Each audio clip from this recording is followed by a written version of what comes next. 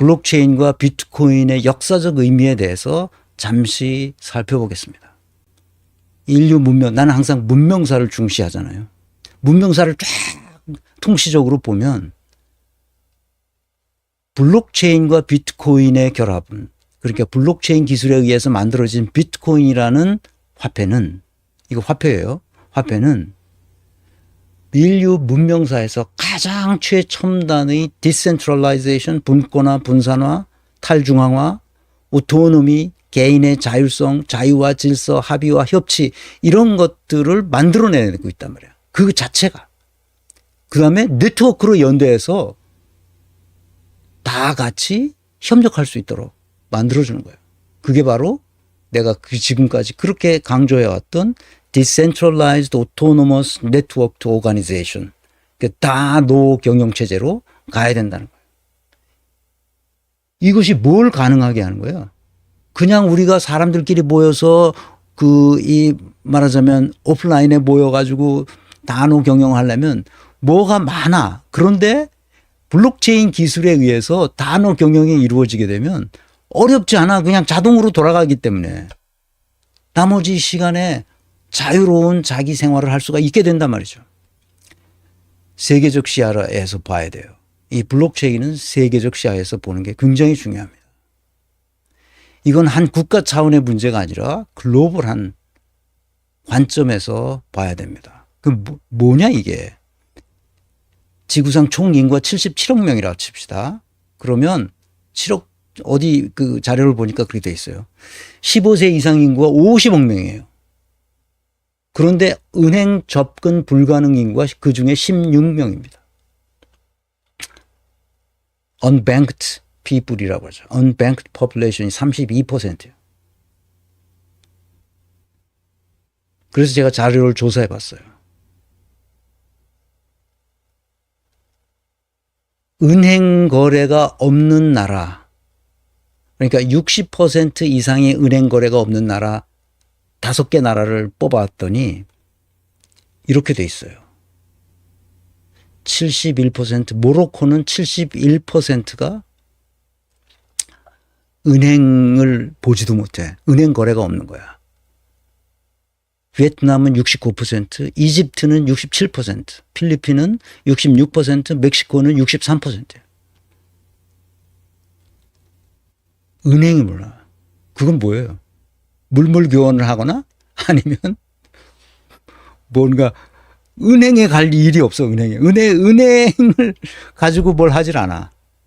그러니까 원시적인 삶을 사는 사람들이 이렇게 많다는 건데, 그러니까 제가 이게 2001년이니까 3년이니까 이거보다 조금 낮았을는지 모르겠습니다. 총 26개국을 조사한 통계인데 대부분 미국과 관련된 국가들이 이 통계에 잡혀요. 베트남 미국과 관련이 깊죠? 필리핀, 미국이 점령했던 나라입니다. 멕시코, 페루, 아르헨티나, 우루과이, 브라질, 사우디아라비아, 칠레, 다 미국과 관련된 국가들이 unbanked people이 그렇게 많아요.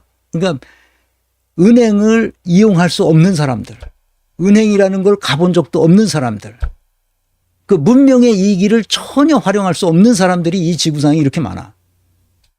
왜 그럴까? 그 지역에는 은행 지점을 세울 수가 없어. 위험한 건 고사하고, 그 은행을 활용하기 위해서는 얼마나 많은 사람들이 거기 가서 은행을 이용해야 그 은행이 유지되겠어. 손해보고 은행을 거기다 두지 않을 거 아니야. 지금 디지털화가 진척되면서 은행들 점포가 지금 굉장히 우리나라도 줄어들고 있잖아요. 누가 요새 잘 은행 안 갑니다. 웬만해서. 그래서 세계적 시야를 가지고 보는 게 중요하다. 그런데 이 휴대폰 하나만 주면 돼요. 휴대폰 하나만. 그거 가지고 다 이 휴대폰이 은행의 노릇을 할 수 있게 돼 있기 때문에 그렇죠. 세 번째로 창조적 관점에서 보는 게 중요합니다. 그 문명사적이나 세계적 시야나 뭐 이런 거는 뭐 좋다. 당신이 그렇게 말하니까 뭐 그거 알겠는데, 그러나 우리나라는 적어도 그렇지 않지 않냐. 이렇게 좁게 생각하는데 이 창조적 관점은 아무리 좁게 우리나라가 이제 발전했으니까 뭐 다른 나라들 뭐 은행을 못 쓰는 나라들 뭐 저거 다 우린 관심이 없다. 우리만 잘 살면 된다. 좋다 이거야. 그런데 비트코인을 쓰고 있는 블록체인 기술이라는 것은 우리가 이게 인터넷이 되고 정보화 사회가 되면서부터 가장 큰 문제는 정보가 디지털로 된 거 아니야. 정보화 사회라는 건 다 디지털로 만드는 거 아니야. 이중 지불 문제, 그 더블 스펜딩 프로블럼이라는데 이중 지불 문제를 완벽하게 해결했다는 거야. 블록체인이. 그리고 비트코인이. 그리고 암호화폐가. 이중 지불 문제를 해결했다는 말이 뭐가 그렇게 중요하냐 이게. 이중 지불은 뭔지 그러니까 혹시 처음 들으신 분들을 위해서 이중 지불이라는 게 뭐냐 하면 이런 겁니다. 내가 전자 이중 지불에서 그 일렉트로닉 캐시를 가지고 있어요. 그러면 이거를 복사해요. 그러면 원래 원본과 복사본이 똑같아요, 달라요? 똑같잖아요. 그리고 내가 돈이 있어요. 캐시가 있어요. 근데 그게 현금이에요. 카피를 해요. 똑같아요. 그 무한히 카피를 해요. 다 똑같은 게 내 계좌에 쌓이겠어, 안 쌓이겠어? 내 지갑에 쌓이겠지. 그럼 그걸 가지고 나눠주면 돼. 이중 지불이 이중 지불이 아니라 3중 지불, 4중 지불, 5중 지불, 뭐 100중 지불도 가능하지. 왜? 똑같은 원본이니까. 복사하면 또 원본이 되고 복사해도 원본이 되고. 그래서 일렉트로닉 캐시가 불가능해요. 그래서 그걸 만들 수가 없어요. 그런데 이 블록체인 기술을 이용한 암호화폐는 이중 지불이 불가능합니다. 그래서 이제는 그것을 가치를 만드는, 가치를 저장하는, 가치를 교환하는, 가치를 측정하는 이 기능을 할 수 있게 됐어요. 이중 지불이 불가능하니까. 암호 기술 때문에 그래요. 그래서 지금 우리가 금융거래를 뭐 카드를 쓰든 우리 그 현금으로 무슨 마트에 가서 무슨 콜라를 하나 사든 뭘 사더라도 다 그것은 뭐와 우리가 그 이면에 뭐가 깔려 있어요? 은행이 깔려 있죠. 은행이 다 그것을 나중에 다 정산해 줍니다. 은행이 계산해 줘요. 은행이 없이는 그런 현상을 막을 수가 없어요. 그런 현상이 일어날 수가 없어요. 은행이 뒤에서 백업해 주기 때문에 그것이 가능해요. 이중 지불도 불가능하고 뭐 위조가 조금 있긴 있지만 사회 현상으로서 그러나 위조도 다 갖다 이게 하면 그 은행에서 이거 위조다 하는 걸 다 판별해낼 수 있어요. 그 한국은행에서 그 화폐를 찍을 때 그 위조 방지 장치를 거기다 다 걸어놓기 때문에 그렇습니다. 그러니까 이중 지불 문제는 이 기존 은행에서는 당연히 이중 지불 문제가 해결되죠. 당연히.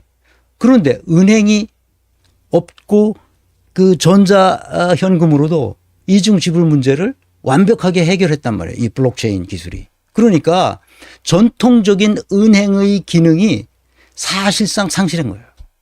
은행을 안 써도 되는데 뭐하러 내가 은행을 쓰냐고 복잡하게. 내가 그냥 내 지갑에 가지고 있다가 거기 무슨 품이 드는 것도 아니고 무게가 나가는 것도 아니고 그냥 소프트웨어일 뿐인데 그 소프트웨어로 그냥 지불하면 되는 거예요. 소프트웨어는 카피하면 원본과 복사본이 똑같아진다고 그랬잖아요. 근데 여기서는 안 그래. 뭐 카피해도 그것이 사용될 수가 없어. 카피를 해도. 원본 이외에는. 그러니까 이중지불 문제가 깨끗이 해결됐단 말이야. 그러니까 전통적인 은행이 나에게 필요하겠어? 필요 없겠어. 만약에 상대방도 이렇게 이 블록체인 기술에 의해서 비트코인이나 다른 암호화폐를 쓴다고 하면 전통적인 은행이 필요 없지. 그대로 주고받으면 되니까. 어떻게 믿느냐? 이 소프트웨어가 컴퓨터가 그것을 다 신뢰하는 것을 보장해 줘. 그러니까 지금까지 은행들이 흡혈귀들에게 빨대를 공급하는 일을 해왔던 것을 할 수가 없게 돼 있어. 그러니까 이게 은행들이 지금 난감한 상황에 빠져 있고 특히 미국의 금융가에서 상당히 혼란에 빠져 있어요. 이걸 어떻게 할 것이냐. 지금 숫자에 불과한 것이거든. 우리나라도 마찬가지지. 은행가들이 하는 일은 다 숫자지. 근데 그 숫자를 블록체인 기술에 넣어서 하게 되면 그거는 복사해도 다 무효가 돼. 복사엔 쳐주질 않아. 그렇게 돼 있단 말이야. 그러니까 이 문제는 앞으로 중앙은행이 아까 얘기했던 CBDC를 만들 것이다. 중앙은행이 디지털 커런시, 디지털 화폐를 만들 수밖에 없다. 시간의 문제이지. 만들면 어떻게 되냐? 내가 중앙은행하고 직접 거래할 수 있지. 이거는 아니 국가가 화폐 주권을 놓을 리가 없잖아. 통화 주권을 놓을 리가 없잖아. 그러니까 그 미국 연준도 지금 그거를 생각하고 있고 재무부하고 같이 생각하고 있고 만들었어요. 그래서 내가 알기로는 시험하고 있는 중이라고 알려졌어요. 우리 한국은행도 만들었어요. 그래서 그거를 시험하고 있다고 들었어요. 세계 주요 국가에서는 다 중앙은행들이 자기 나름대로의 통화 주권을 확보하기 위해서 은행의 기능이 상실됨에도 불구하고 은행 보호보다 이 세계적인 추세를 따라가기 위해서 CBDC를 지금 구상하고 있어요. 이미 만들어 놓은 나라도 있고요. 여기까지 왔습니다. 그러면 이제 사회적 의미를 봅시다. 이 블록체인 기술이 암호화폐가 가져다주는 사회적 의미는 신뢰를 창조한다는 거예요. 안 믿을 수가 없어요. 암호에 의해서 이중지불 문제가 해결됐기 때문에 내가 상대방에게 저 사람이 깡패인지 사기꾼인지 도둑놈인지 모르지만 내가 그 사람과 거래를 이 가치 있는 화폐로 CBDC가 됐든 아니면 그 암호화폐가 됐든 그것으로 거래를 하면 그것 자체가 그냥 신뢰할 수 있는 거예요. 그걸로 끝. 더 이상 은행에 가서 뭘 하고 은행 뭐 OTP 뭐 비밀번호를 넣고 뭐 이렇게 해가지고 어떻게 그럴 필요가 없어요.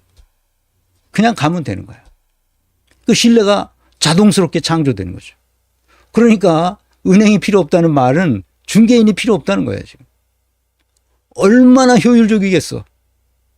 그 은행 지점 하나 그 유지하기 위해서 얼마나 많은 이 비용이 들어갑니까? 사회적 비용이지, 이게. 그게 필요 없다니까? 대단히 효율적이죠. 사회적 비용은 엄청난 절감이 일어나죠. 은행에 가려면 또 은행까지 가야 되잖아. 거기서 또 일 봐.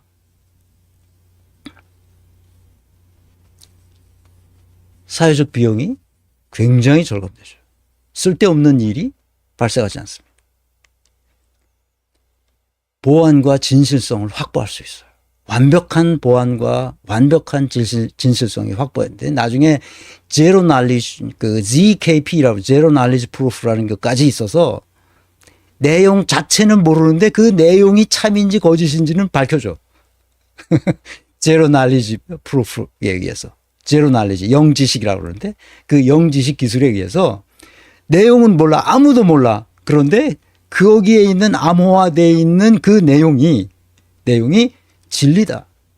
거짓이 아니라는 것은 영지식에 의해서 인정이 돼. 아무도 몰라. 근데 그 내용을. 그런데 그 목적지에 도착한 그 사람에게만 알려지게 돼 있어. 중간에선 누구도 그걸 볼 수가 없어. 어떻게 돼 있는지 알 수가 없어. 그 사람의 허락에 그 최종 목적지에 도착한 그 사람만 그거를 알 수 있게 돼 있단 말이지. 놀랍죠. 이런 기술이 나올 줄이야. 그래서 아까 내가 얘기했던 이 블록체인과 크립토 스페이스에서 일어나는 일은 이 모든 기술은 우리의 상상력에서 나온 거예요. 이것이 곧 막스 베버가 100년 전에 얘기했던 분화, 개인화, 합리화의 조건을 만족시켜 주는 겁니다. 놀랍죠. 이게 나오리라고 사람들이 생각을 못했어요. 그런데 그게 나왔다고. 그게 바로 블록체인 기술에 의한 암호화폐예요. 이것이 확장돼서 이젠 스마트 컨트랙도 할 수 있게 돼 있어요. 뒤에서 얘기하겠습니다.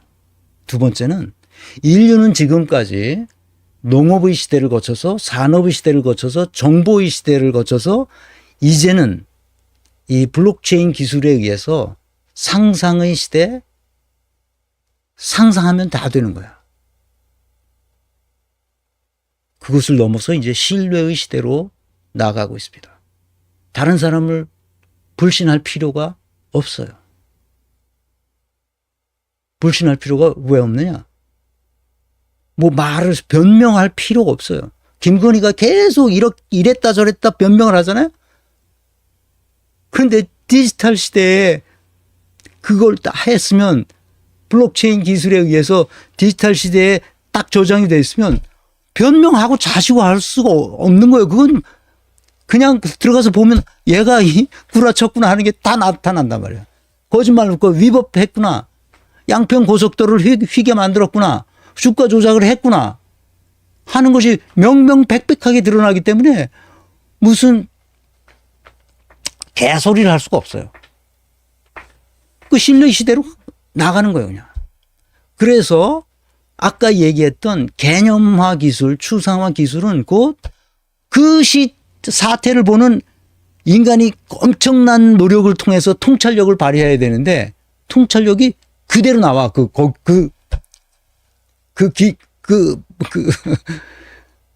노드들의 움직임을 보면 그게 어떻게 됐는지가 금방 나오게 돼 있어. 엄청난 시대에 우리가 와 있는 거예요, 지금. 사람들이 이걸 몰라. 자, 유시민이 JTBC에서 아마 100분 토론이었을 겁니다. 그래서 가상통화 긴급토론, 신세계인가 신기루인가, 이거를 정재승 교수하고, 카이스트의 정재승 교수하고 유시민 작가하고 두 명이 더 패널이 있었는데 네 명이서 손석희가 사회를 보면서 했어. 손석희도 이 상황을 잘, 사회 보는 걸 내가 쭉 보니까 손석희도 이 내용을 정확히 잘 모르고 있어요. 유시민도 정확히 잘 모르고 그냥 자기가 그 권위로 지지 누르는 거야.